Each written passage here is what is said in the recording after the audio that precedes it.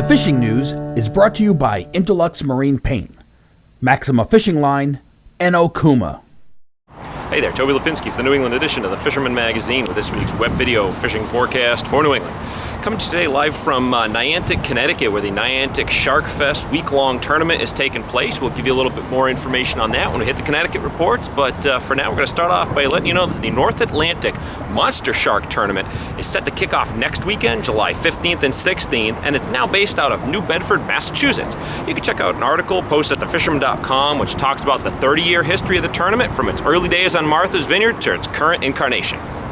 And continue with the tournament notes. As I mentioned last week, the Three Bells Outfitters Trifecta Kayak Challenge runs from July 15th through 24th, and the grand prize is an awesome brand new 2016 special edition Hobie Outback.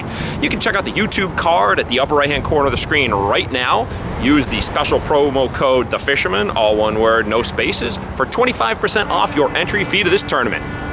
All right, moving on into Connecticut. As I noted, Niantic Shark Week week-long tournament is in full swing, and I just stopped by to see the guys at J&B Tackle, and they noted that the top spot, at least as of Wednesday, was held by the crew of Weekend Widow with a 247-pound mako shark. They've also got, Mako Magic with a 151 mako, Thunder with a 162 mako, and Snapshot with a 165 mako. So some real nice sharks being brought in. Again, this tournament runs all week long. You can check out thefisherman.com for details on this report. And Fluking is still chugging along in a sound with some solid reports of fish being landed off of Milford, Clinton, Old Lyme, and Niantic. Varying results are coming in as far as shorts to keeper ratios, but most everyone I've spoke to is finding good numbers of fish out there. And lastly, in the somewhat odd or weird news category, Joe Diorio sent me a picture of a big redfish that he landed while fishing inside Long Island Sound Tuesday. He was three-weighing a bunker chunk, targeting striped bass when the big drum hit, and suffice to say he was more than a bit shocked when it surfaced alongside his boat. Okay, over in Rhode Island, boats looking to change things up this week have been heading out to Cox's, and they found some pretty good numbers of cod lately.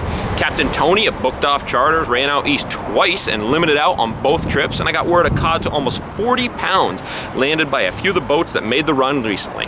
The other big bite in Rhode remains with Fluke, with lots of fish in a 3 to 5 pound class being landed. The Francis fleet said that on most trips, both full and half day outings, producing good fish in an 8 pound class, and they're topping off the catch with Fluke with boat limits of sea bass to 5+ pounds most days.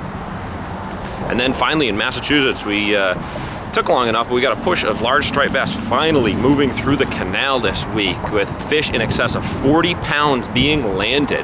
Night tides with either jigs or live eels seem to be producing the bigger fish, as that daytime bite has not really materialized and blown up just yet. And lastly, continuous striped bass news. Some really large stripers are being caught from Boston Harbor north lately. Pete over at Fishing Fanatics reports that trolling from both large metal libs as well as live mackerel, when you can find them, are the best bets for the bigger fish, but some anglers working the local shoreline have also been getting in on the action. All right, well, there you have it. I'm Toby Lapinski for the New England edition of the Fisherman magazine, wishing you tight lines if you head out onto the water this weekend. The fishing news is brought to you by Interlux Marine Paint, Maxima Fishing Line, and Okuma.